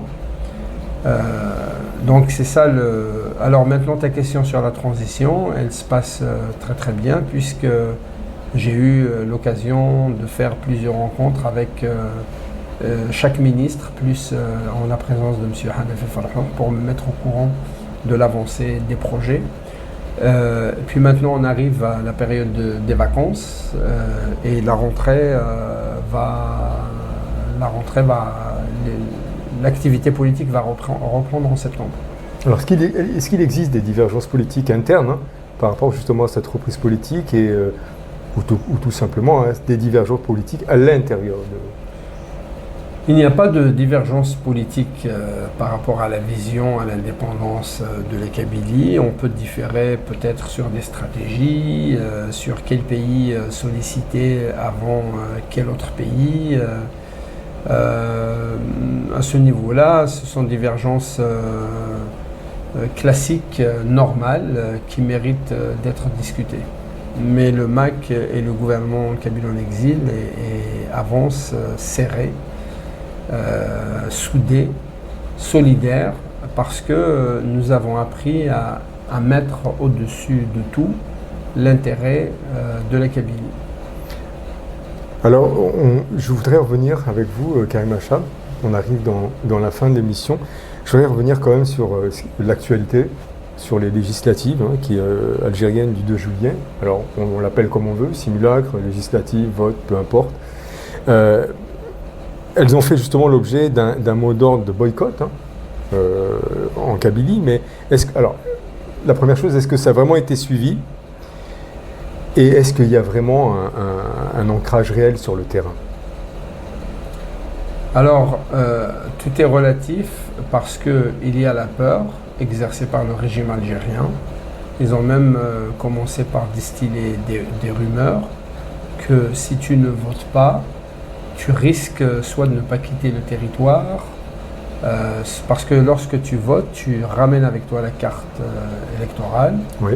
Et ils vont mettre un cachet et voter. D'accord. Donc oui. ils ont commencé à distiller des rumeurs peut-être c'est pas des rumeurs, que si tu n'as pas montré que tu as voté, tu es interdit de quitter le territoire.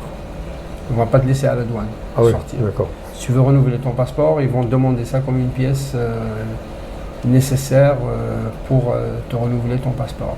D'accord, donc pas de tampon, pas de passeport, pas de sortie, pas de voilà. Donc si avec ça, c'est assez pour pousser les Kabyles à aller voter. Malgré ça, c'est très grave quand même. Hein. Bien sûr, c'est très grave. C'est antidémocratique. Alors on ne sait pas si c'est rumeur ou c'est des faits avérés, mais en tout cas, si c'est le cas, c'est énorme. Les faits avérés parce qu'on a, en fait, le fonctionnement du régime algérien, il a recruté des milliers d'influenceurs ou même d'activistes sur les réseaux sociaux. Et leur rôle, c'est d'intimider les Kabyles.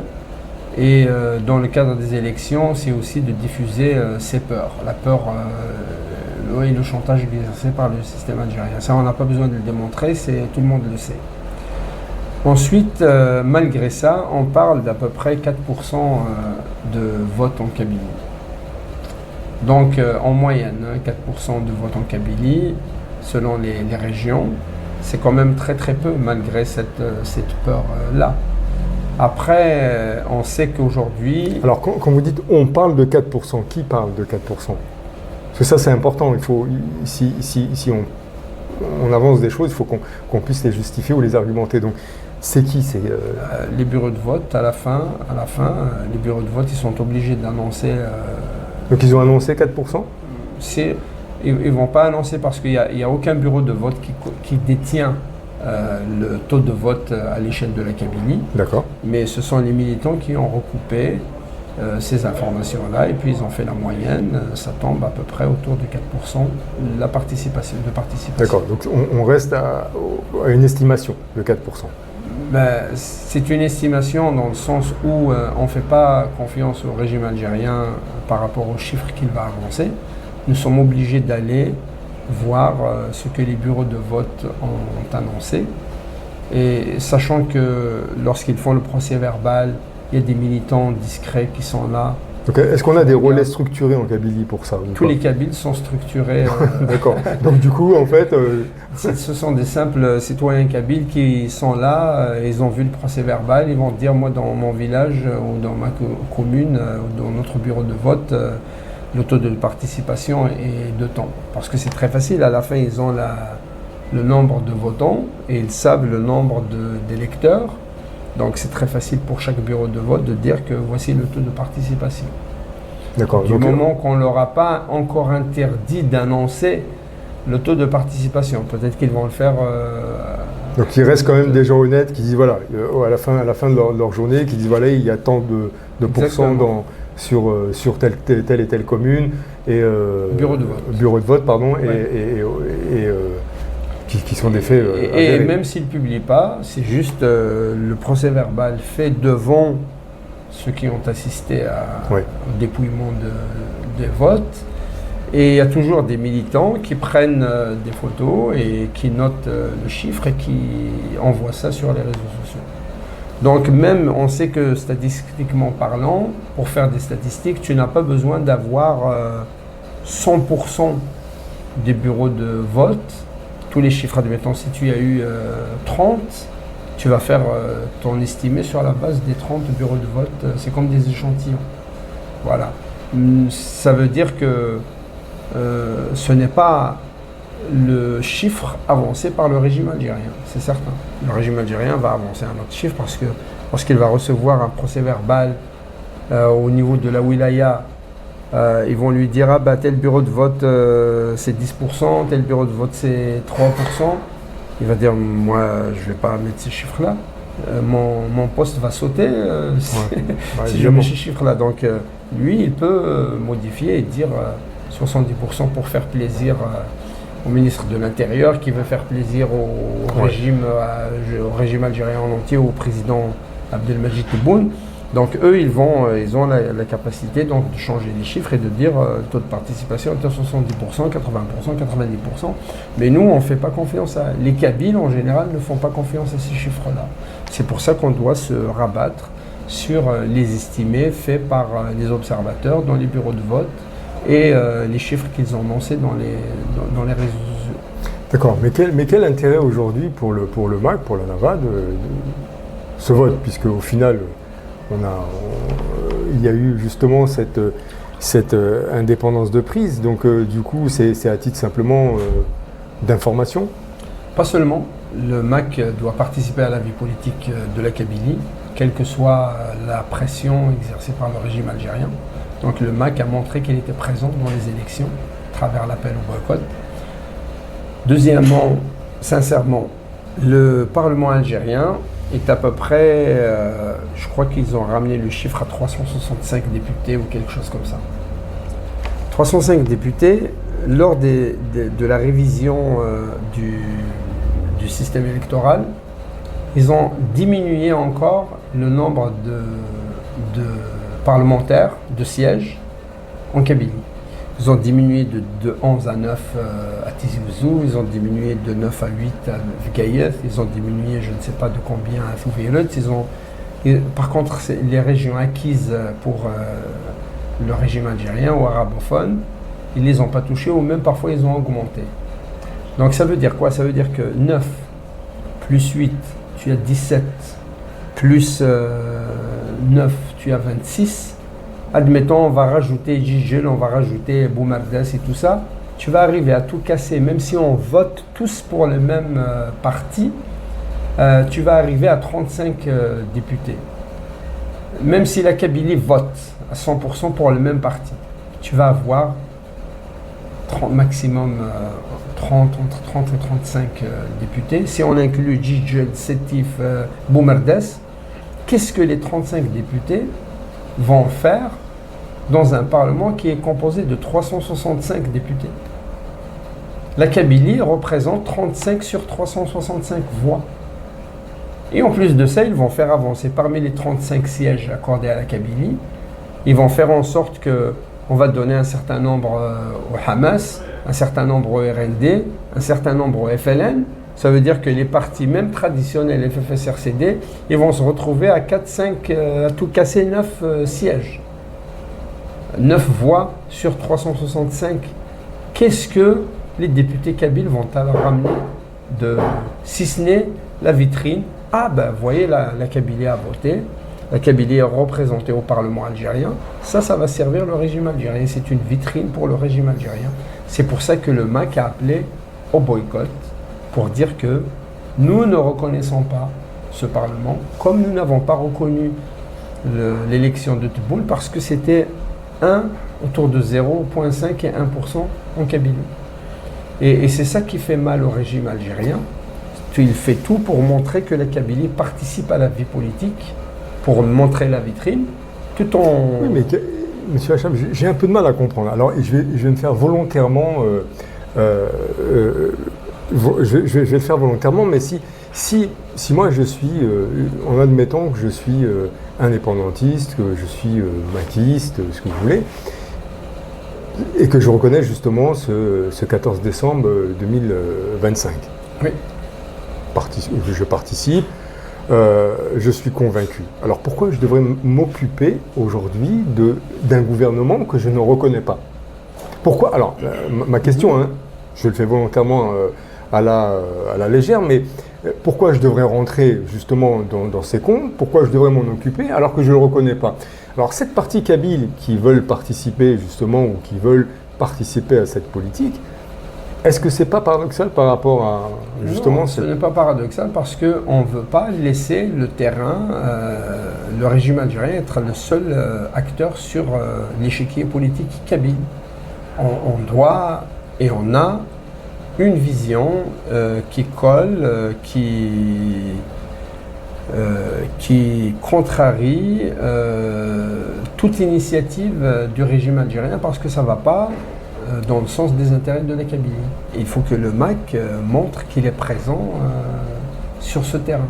Donc pas question pour le MAC de déserter, de dire ah bah on se désintéresse de la Kabylie parce que le système algérien propose des élections, on ne les reconnaît pas et puis on s'en va. Non. Il faut qu'il y ait ce débat, il faut qu'il y ait la présence. Rien que le fait que les Kabyles entendent une consigne du MAC, c'est déjà une victoire pour nous et un échec pour le régime algérien. Le régime algérien veut nous effacer du terrain de Kabylie, de la Kabylie. Donc si on se retire, si on ne dit rien par rapport aux élections qu'il va organiser, ça veut dire qu'on l'aide à concrétiser son projet, ça veut dire qu'on est exclu, on n'est pas présent. Donc ne pas participer, mais éduquer les gens, en tout cas les Kabyles, à cette notion de boycott et de véracité sur le terrain par rapport aux chiffres. Exactement. Et là, on a réussi, premièrement, c'est 4%, c'est pas beaucoup, avec la peur que le régime algérien exerce. Évidemment. Et deuxièmement, on a montré qu'on est capable de participer au débat avec la Kabylie et non pas avec le régime algérien. Et ça, dans la représentation mentale du Kabyle, le MAC est présent. Il n'a pas laissé le terrain au régime algérien.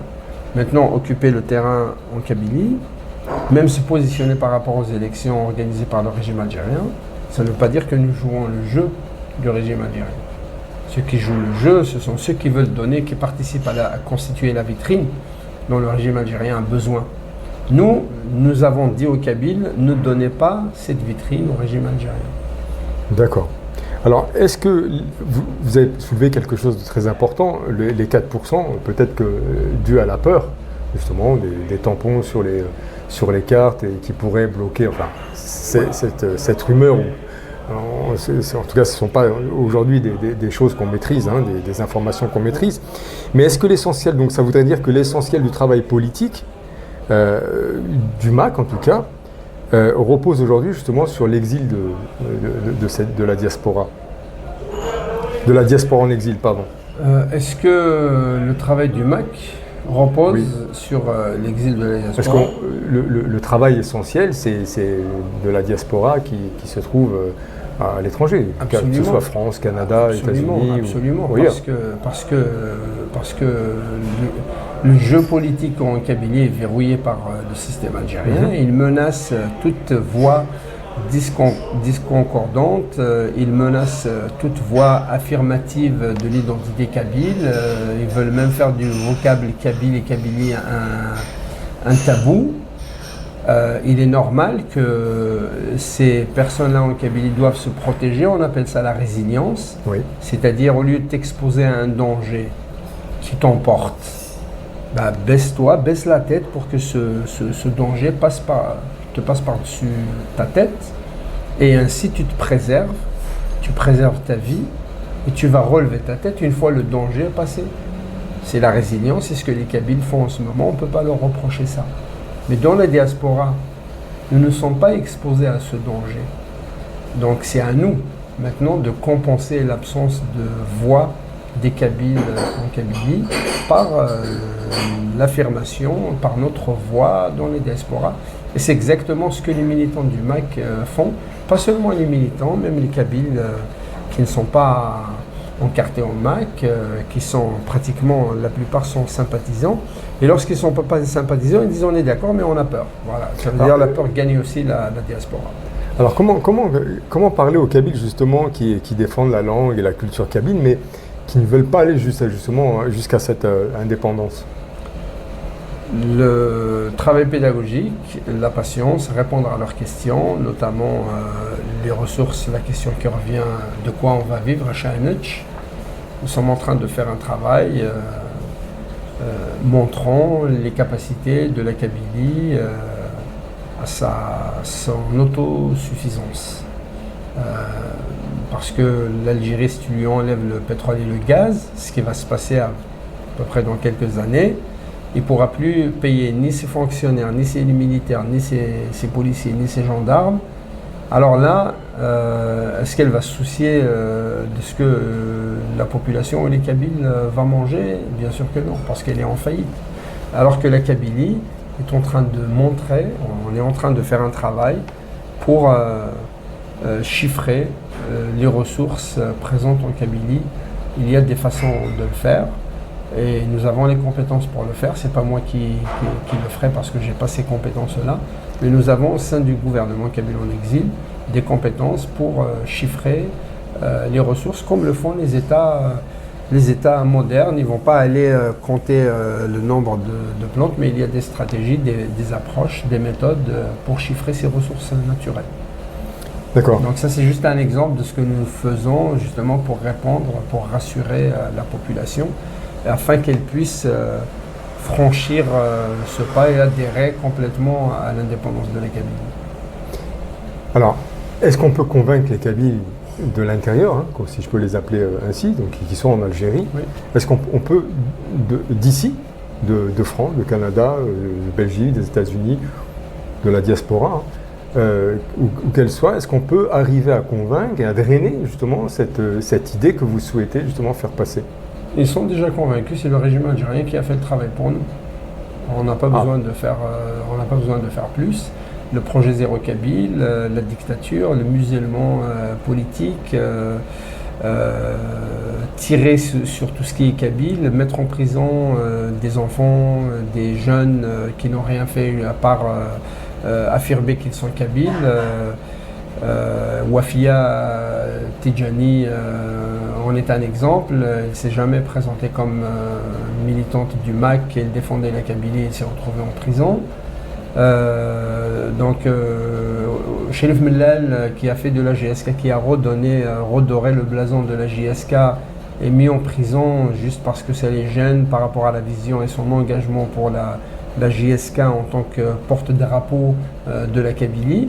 Il y a plein d'exemples comme ça, donc les Kabyles sont convaincus que c'est fini, l'Algérie, l'État algérien, c'est fini. Ce n'est que la peur de 87 bis et la répression qui est vraie, parce qu'on vient chercher les gens de leur maison, on les met en prison.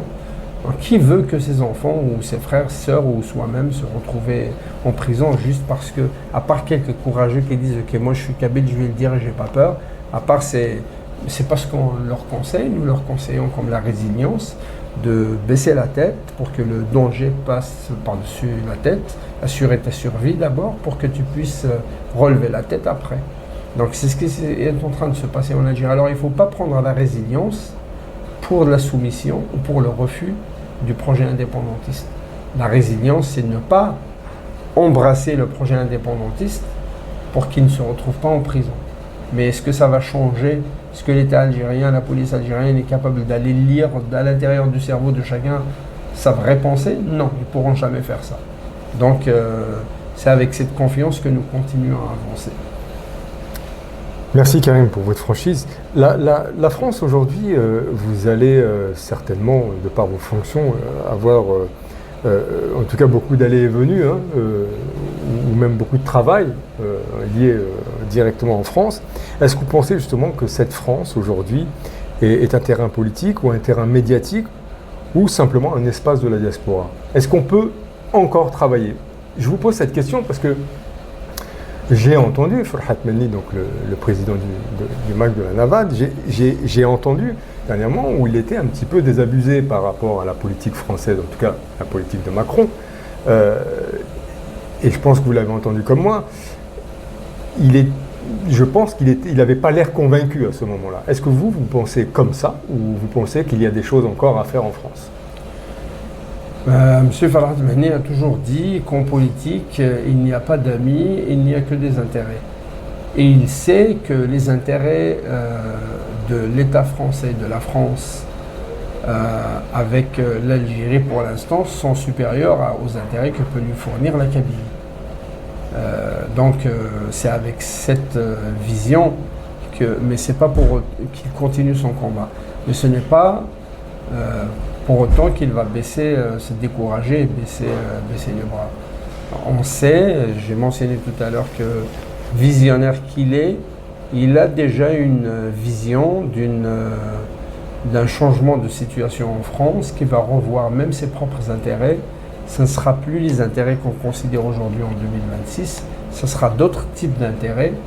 Et c'est cette orientation-là qui nous motive parce que 2027-2030, il n'est pas sûr que l'État français dépend encore de l'Algérie, du gaz, du pétrole algérien.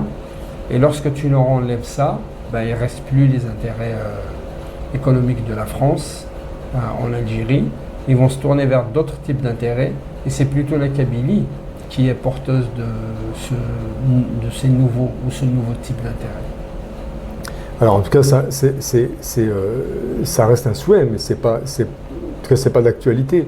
Mais est-ce que vous pensez quand même que la France peut entendre justement cette question kabyle un jour ou l'autre? La France commence déjà à l'entendre parce que, à un moment donné, le président Macron, le président français, a dit, en s'adressant à des jeunes, il a insinué que c'est la France qui a créé l'Algérie. Comment dirais-je, ça c'était le travail pédagogique du MAC, parce que c'est le MAC qui a commencé à déterrer la vraie histoire de l'Algérie, à partir de quel moment est-ce qu'elle est née, comment est-ce qu'elle est née, comment est-ce que la Kabylie a été annexée à l'Algérie que la France venait de constituer. Donc ça c'est un exemple, un président qui remet en cause l'existence de l'Algérie avant une telle date. C'est exactement la thèse du MAC. C'est le MAC qui a commencé. Si tu regardes le mémorandum pour l'indépendance de la Kabylie déposé aux Nations Unies, c'est exactement ce qui est dit. Et le mémorandum a été envoyé en fait pas seulement aux Nations Unies, mais aussi à tous les gouvernements dans les pays démocratiques. Le deuxième point, on a parlé tout à l'heure, tu as dit c'est un souhait, on ne sait pas exactement, mais j'avais dit auparavant que les idées avancées aujourd'hui peuvent être vues comme irréalistes, mais elles deviennent réalistes dans 10 ans, dans 5 ans, dans 15 ans, dans 20 ans. Donc c'est aussi avec cette vision-là qu'on avance. Pour revenir aux intérêts de la France, ce ne sera plus des intérêts financiers et économiques, mais ce sera des intérêts géopolitiques. Et l'Algérie n'a rien à offrir à la planète sur le plan de la géopolitique. Elle a seulement du gaz et du pétrole à offrir à la planète. Monsieur Achab, vous avez parlé de stratégie tout à l'heure. Pour 2026 et 2027, qu'est-ce qui pourrait faire échouer cette stratégie du MAC, en tout cas, la stratégie du MAC, dans cette nouvelle phase? Qu'est-ce qui pourrait vous faire peur par rapport à... Il n'y a rien qui pourra nous faire peur. Tout ce que le régime algérien... Alors pas spécialement avec le régime algérien, mais dans l'ensemble, dans une configuration très large. Il n'y a pas. Il n'y a rien. Vous êtes confiant? On est très confiant, on est très convaincu. Je dirais même que c'est une évolution naturelle des choses. C'est une évolution naturelle de la géopolitique en Afrique du Nord. Intuitivement, on savait tous qu'il y avait quelque chose qui ne tournait pas rond, que Kabylie, avec la Kabylie, avec toutes ses compétences, toutes ses forces, toutes ses ressources, soit dirigée par des fous incompétents à partir d'Alger. Et puis, il est arrivé une génération qui est éduquée, qui a été à l'université, qui s'est posé des questions et qui a réfléchi à des solutions. Et c'est cette génération-là qui est aujourd'hui, peut-être même 3 générations réunies. Si tu vois les images de la déclaration de la Kabylie indépendante, tu as un jeune qui, en 2001, avait 10 ans, qui donne la déclaration d'indépendance à M. Farhat Mahanir, qui a aujourd'hui, qui approche 75 ans, et qui, pour la signer. Donc tu as une génération de quelqu'un qui avait 10 ans en 2001, et Farhat Mahanir qui a créé le MAC en 2001. Ils se sont retrouvés, l'enfant de 10 ans, et M. Farhat Mahanir, un ancien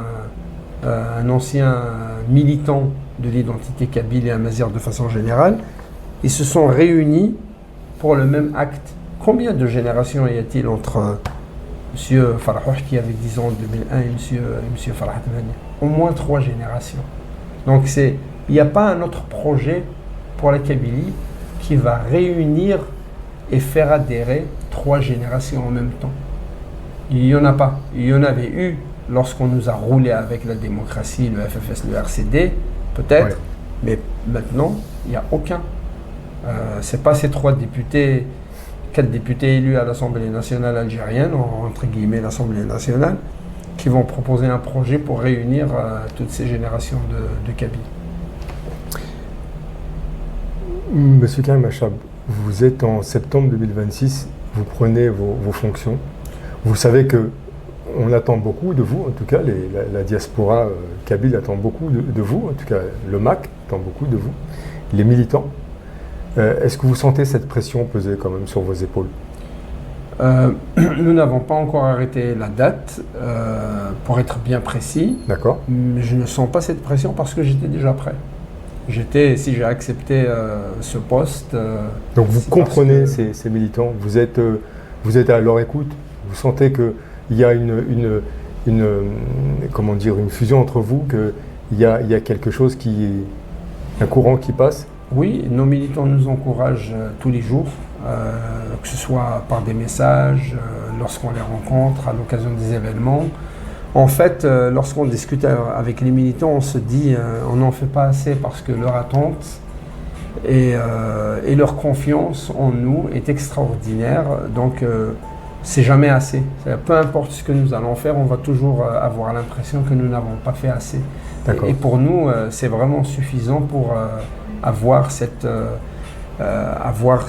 stimulation dont on a besoin et d'avoir ce courage et d'aller de l'avant. Alors, Monsieur Achab, vous avez un profil intellectuel, mais un Premier ministre, c'est aussi être organisateur, si je ne me trompe pas. Il faut être arbitre, parfois. Il faut être gestionnaire des tensions internes et externes. Est-ce que vous êtes prêt de passer d'une posture d'analyse à une posture, par exemple, de commandement politique ? C'est jongler entre ces différents postes, c'est quand même compliqué. C'est peut-être compliqué, mais je suis aussi formé en gestion, je suis formé aussi en gestion administrative, de par mon expérience professionnelle. Je ne suis pas seul, on a toute une équipe, un gouvernement c'est aussi un ensemble de ressources.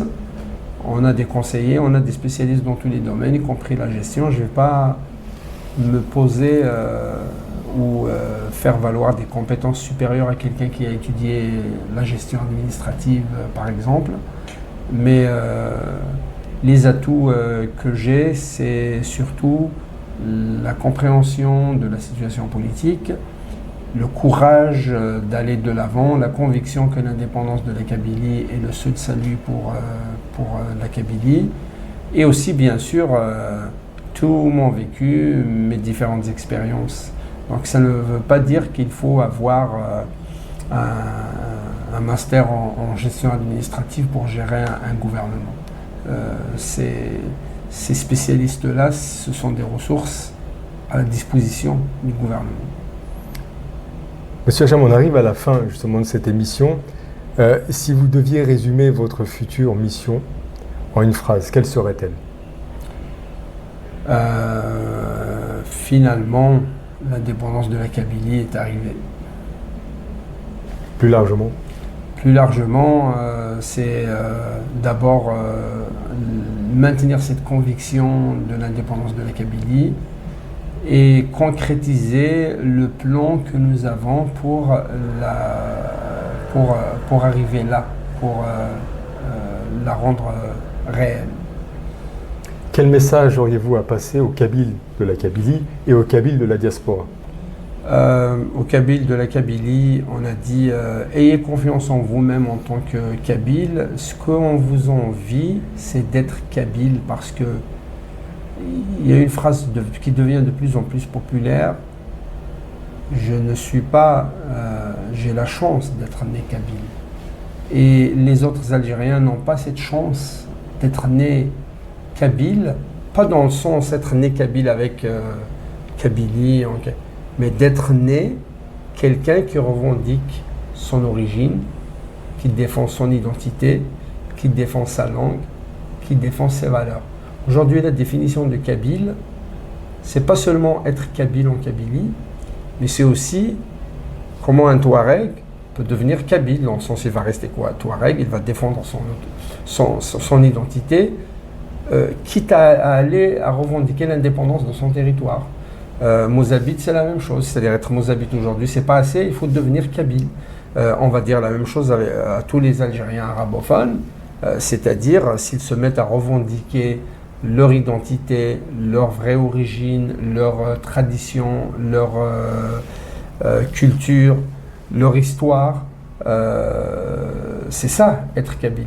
Donc on nous demande, à nous, d'arrêter d'être kabyle et de devenir comme tous ces peuples-là qui ont accepté le fait accompli, la perte de leur identité, la perte de leur tradition, la perte de leur langue, la perte de leur culture, la perte de soi-même.